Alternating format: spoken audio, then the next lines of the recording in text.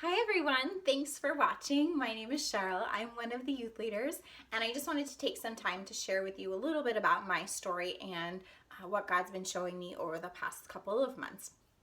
So for those of you who don't know, I haven't been working. I was supposed to start a new job, and because of the craziness of the global pandemic, that job got pushed back a little bit. So I've had a lot of free time on my hands.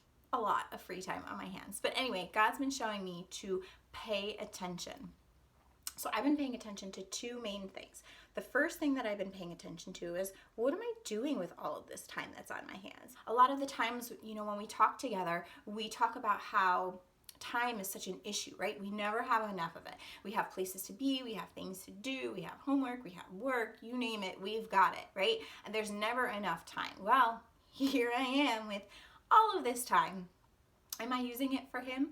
There's a verse in the Bible. I'll read it to you. It's in James. It's James 4:14. And it says, "Do you even know what's going to happen tomorrow?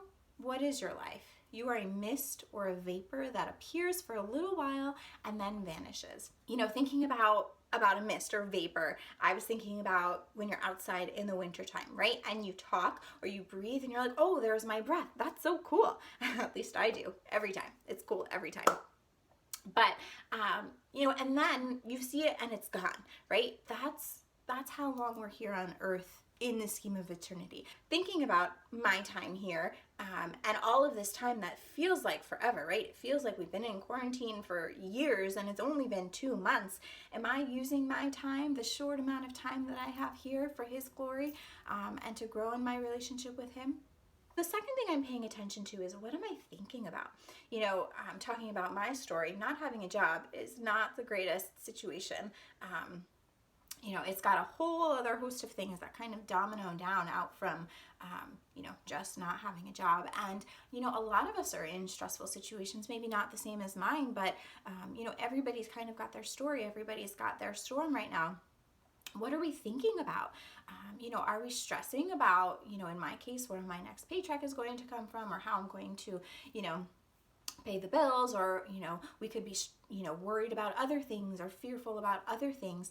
What are we thinking about? So I'll share with you another verse. It's in Philippians. It's Philippians 4:8, and it says, "Whatever is true, whatever is noble, whatever is right, whatever is pure, whatever is lovely, whatever is admirable, if anything is excellent or praiseworthy, think about those things."